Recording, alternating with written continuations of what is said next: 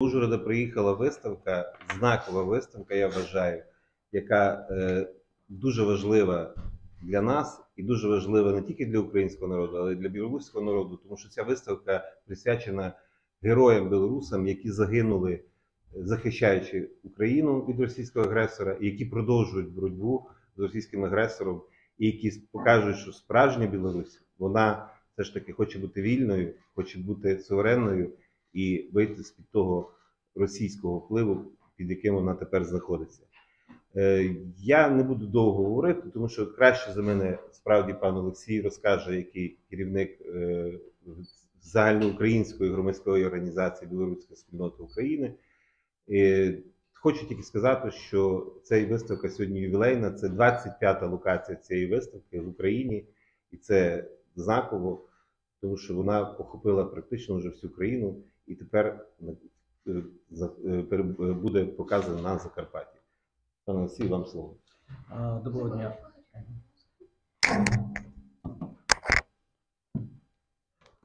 Доброго дня. По-перше, вітаю. По-друге, я хотів би виказати слово подяки керівництву Закарпатської військової адміністрації за можливість сьогодні тут, в Ужгороді, провести відкрити 25-й, урочисто 25-й раз виставку «З України в серці». Вистава, яка присвячена білоруським героям, які віддали своє життя тут в Україні, починаючи з Майдану Незалежності, з початку російсько-української війни 2014 року. Дуже знаково, що на Закарпатті це перший город Ужгород, і для нас важливо, тому що тут похований білоруський герой Олег Пономарев. И мы дякуем мешканцам Ужгорода, владам Ужгорода за то, что они надали ему звання посмертно почетного громадянина Ужгорода. Великий вам дякую за это.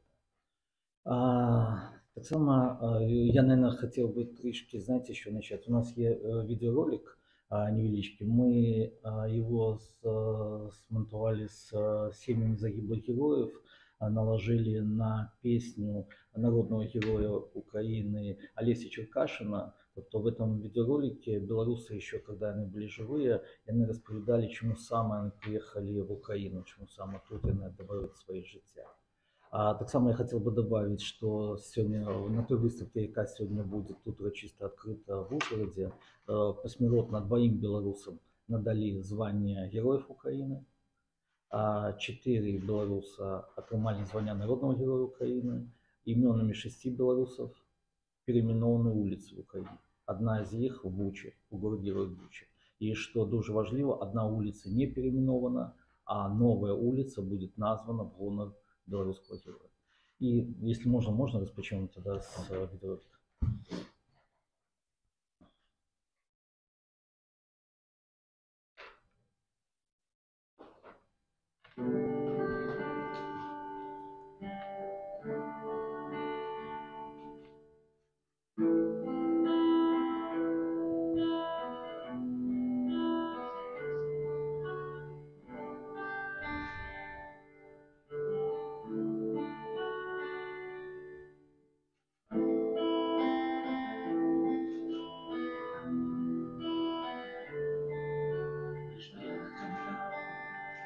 Захисталася світ.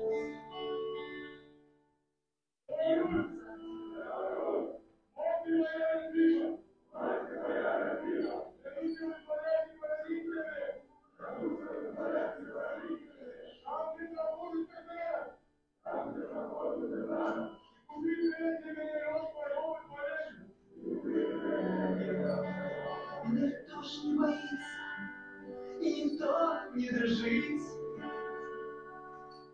И тем более насустрач шляхами святыми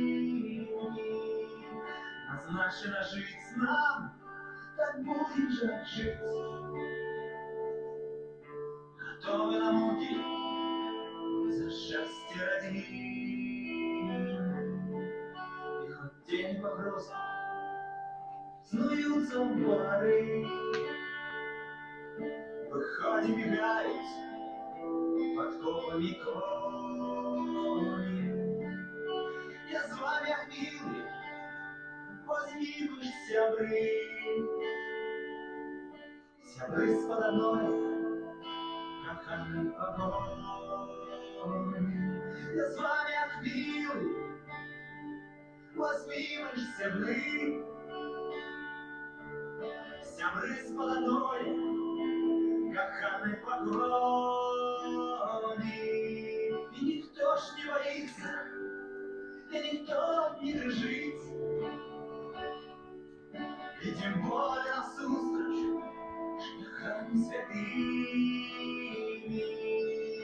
Назначено жить нам, так будем же жить, готовы на муки за счастье родимым. Никто не боится, никто не дрожит, и тем более насустрач шляхами святыми.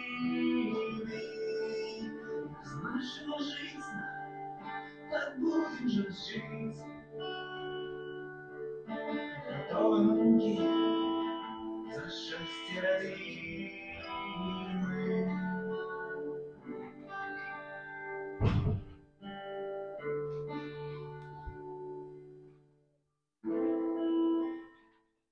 Вже мені прикро читати казки деяких людей, які пишуть, що білоруси зрадники, білоруси для нас померли.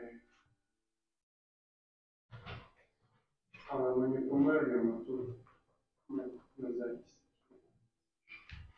И вышли в Кремль, захистался змеей. И за делом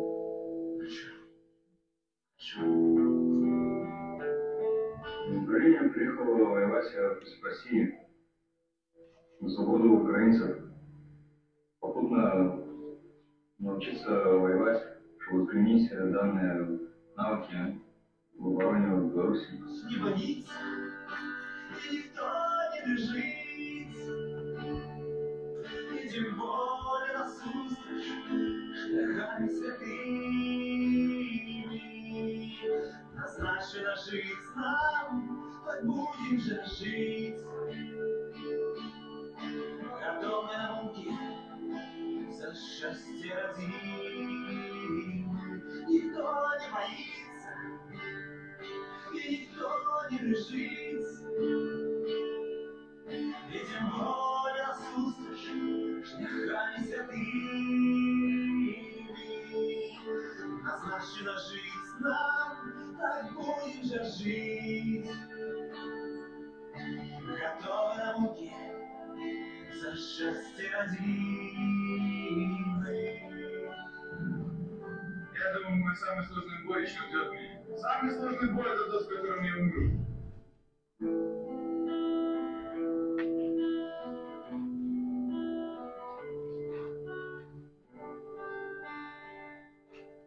Живе Білорусь, слава Україні, я Нікіш Ілля Літвін, я білоруський доброохотник, який з 2014 року воював за Україну в російсько-українській війні.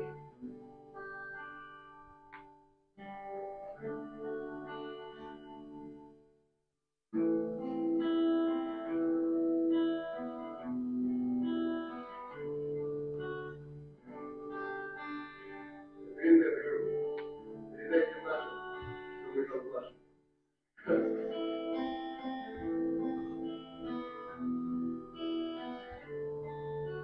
Никто не боится, и никто не дрожит, и тем более насустрач шляхами святыми. Предназначена жизнь, так давайте же жить.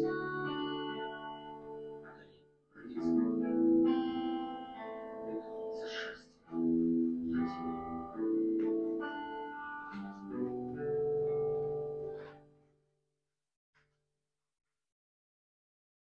Можно просто следующий слайд.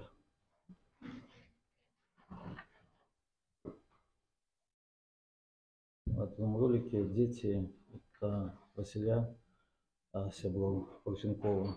Это тот, кто казал, что мне кричат, что белорусы зрадники. А сегодня знаменательно, что ровно 3 года тому вот эти белорусские герои, які зараз на фотографии, они загинули под Лисичанском. Сегодня именно 3 года. И еще следующий слайд. В этом бою 2 белорусских героя попали в полон к Русине. И до сегодняшнего дня мы не знаем, что с ними, живые они или нет. Потому вот именно 3 года хлопцы находятся в российском полоне. Тобто они с паспортами громадян Беларуси, а в Беларуси не отменено смертное покарание. То есть, если их выдадут в Беларуси, их там расстреляют. Тому вот потрібно зробити все, чтобы хлопцы вернулись к своим семьям, к своим близким.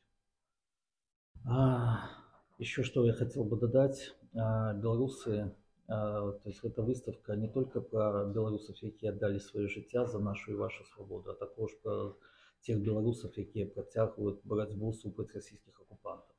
Белорусы на сьогоднішній день – це друга по кількості націй в світі, після українців, які тут в Україні плечо-плеч з українцями стоять на захисті всього цивілізованого світу від російської агресії. Також я хотел бы добавить, что в этой выставке представлены не все портреты загиблых героев. Мы робим это все в целях безпеки, потому что більшість их близких и родных находятся в Беларуси. Тому мы представляем только портреты тех, кого можно. И навіщо мы делаем эту выставку, и тут в Ужгороде 25 раз мы уже розповідаємо про белорусских героев, потому что мы сподіваємося, что в майбутнем с их именами будут повязывать не только вольную и незалежную Украину, але и вольную и незалежную Беларусь. И уже вольную и незалежную Беларусь их именами будут называть улицы и скверы. Герої живі, поки про їх живе пам'ять. Тому дуже дякуємо керівництву Закарпатской областной администрации. Вам, Александр Левкович, большое дякую за то, что вы дали нам можливість мешканцам Ужгорода розповісти про белорусских героїв. Дякую.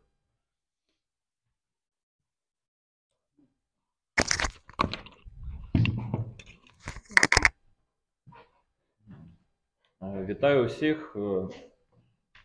По-перше, я хотів попросити пробачення у кожного українця за того, що з території Білорусі москаль в 22-м году пошел на Украину. По-другое, хотел подяковать, что нам, белорусам, дали оправдаться. Мы, другие этнос, які обороняють Україну, на жаль, гинем, на жаль, калечимся, ну, але така ціна волі.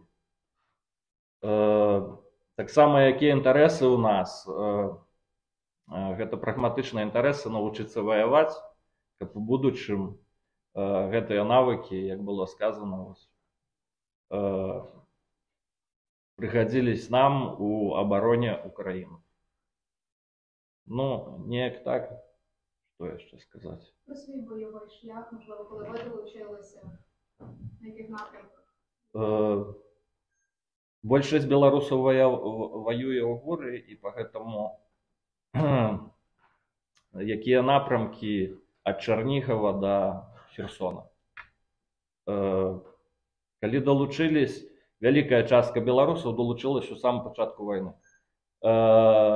Была такая ситуация, что с белорусскими документами на территории Украины было не вельмі бяспечна знаходзіцца, але хлопцы и дзяўчаты таксама не побоялись, приехали, сказали, что хочется обороняць Украину, их взяли на оборону Украины.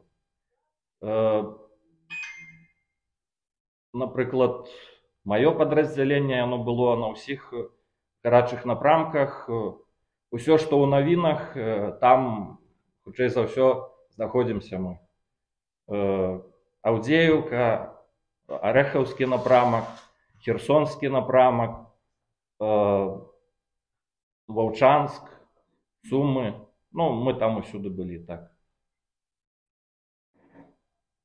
Вось, ну, спадзяёмся, у нас у беларусаў кроўны інтарэс, каб Украіна перамагла, і не толькі перамагла, але потым стала паспяховай краінай.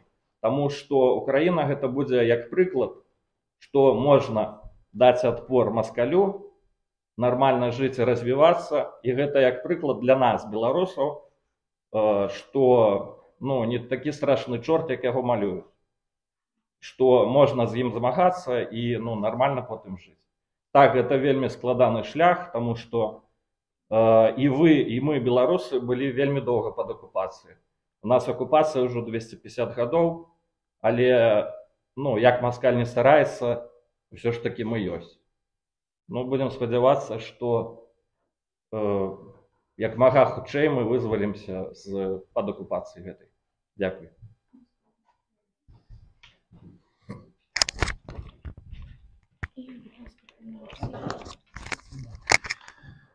Добрий день. Я хочу подякувати за запрошення на цей чудовий захід. Невеличке уточнення. Я власне більше представляю свій батальйон, який є в складі 101-ї окремої бригади. Для мене це також є великою честю. В нашому підрозділі безпосередньо немає громадян Білорусі, і можу сказати, на тих ділянках, де я був, де був там мій батальйон, принаймні я не перетинався з білорусами, на жаль. Але у світлі вище сказаного я скажу таку думку, що наразі Білорусь, вона є інфікованою диктатурою. І як, власне, будь-яка інфекція, вона може бути вилікована, якщо організм, власне, бореться з цим. В історії є чудові приклади, це стосується і Франції, окупації її в період диктатури Віші, або, ми скажемо, за Італію часів Муссоліні. І в усіх цих випадках була вільна Франція, були підрозділи Гарібальді. І врешті-решт приклад Гарібальді, підрозділів Гарібальді і інших партизанських загонів в Італії показав, що все може закінчитися так само, як воно і розпочалося, коли диктатора, в даному випадку Муссоліні, підвішують на П'яцца ді Лоретто. І я сподіваюся, що одного дня те саме відбудеться в Білорусі, і ця країна і, відповідно, її народ стануть нашими справжніми союзниками і добрими сусідами, і ми будемо далі рухатись вперед і розвивати наші нації. Дякую. Питання. Можливо, трошки у цифрах, скільки, те, що можна сказати, скільки білорусів служить в України, чи це один батальйон, чи є таке розпрошення по інших підрозділах? Ну, скажем так, точную цифру я вам не дам. Могу только назвать самые большие подразделы, где воюют белорусы. Это полк Костуся Калиновского, это Белорусский добровольческий корпус, это Первый интернациональный легион, Другий интернациональный легион. Тобто это те подразделы, где воюють багато білорусів. Все-таки окремо. Окремо, да, тобто є окремо, а так є дуже багато військових частин, де воюють білоруси. Тобто більшість білорусів почали воювати з добровольчого руху. Тобто це правий сектор, це УМСО, тобто з Да Вінчі, да, тобто після Революції Гідності. Тобто більшість почали воювати іменно з початку російсько-української війни. А уже полк Калиновского, он сформировался уже після полномасштабного. Сначала был батальон, потом сформировался полк, был батальон «Террор», они объединялись, создали Белорусский добровольческий корпус, да, то это те подразделы, где именно в одних окремых именно є білоруси. Чи офіційна статистика, скільки бійців білоруських загинуло? На жаль, інформацію ніхто не збирав з 2014 року. На дадений момент нам відомо біля 90 білорусів, які загинули. Но я думаю, что это не остаточная цифра. Тому, если у кого-то є інформація про загиблих героїв, ми будемо дуже вам вдячні, якщо ви її поділитесь. Також я звертаюсь к владам міста Ужгорода, щоб, якщо знаєте про Олега Пономарєва, почетного громадянина Ужгорода, то інформацію надайте нам так само, з ким можна комунікувати. Ми би так само додали його в нашу виставку, да, тобто, щоб про його була інформація. Також у нас в Львові ми формуємо музей, где мы избираем особистые речи загиблых героев для того, чтобы это стало основой в майбутнем создания национального музея вольной незалежной Беларуси, который будет основан на памяти о сучасных национальных белорусских героев. Героев, які тут в Україні віддали своє життя в боротьбі супроти Російської імперії. Можно дополнить? Тут так само было сказано, что есть окремые подразделения, у которых, ну, это осяродок белорусов, у которых яны воююць разом, большасць беларусаў там. Але я, як быў на розных сектарах, ты прыязджаеш на сектор, пачынаеш уступаць у камунікацыю з людзьмі, якія там уже знаходзяцца, і амаль што кожны дзень я сутыкаўся з людзьмі, которые казалі, але яны казалі на вушка, таму што гэта не вельмі сёння прыгожа казаць, што я беларус. Яны воююць у ЗСУ, ціхонька, нікому нічога не кажуць, але кажуць, ну, я там этнічны беларус, у мяне баці, бабця, дзед з Беларусі, там, з Магілёўшчыны, з Віцебшчыны. Вельмі багата народу, которые просто ніяк не афішуюць, што яны або маюць беларускія карані, або ўвогуле, ну, некалі там прыехалі на тэрыторыю Украіны і сёння знаходзяцца ў лавах ЗСУ. Вось, поэтому сапраўднай статыстыкі мы не даведаемся. Ну, але ёсць тры вось гэтыя падраздзялення, самыя вялікія, у которых беларусы знаходзяцца кампактна і воююць кампактна разам. І скільки портретів на виставці сьогодні? На выставке 28 портретов. 28 портретов. На жаль, я повторюсь, это не все, потому что в целях безпеки мы не можем, скажем так, пока не можем про них сказать. И еще раз я хочу подяковать керівництву Закарпатської військової адміністрації, тому що нам надали можливість тут, в Ужгороді, розповісти звичайним людям різницю поміж лукашистами і білорусами. Лукашисти – це ті, які надали свою територію для повномасштабного наступу. Это те, кто подтримливает российскую агрессию. А белорусы – это те, кто плечо-плеч с украинцами тут в Украине стоят на захисті всього цивілізованого світу. І обов'язково буде вольна і незалежна і Україна, і Білорусь. Тому дуже вам дякую.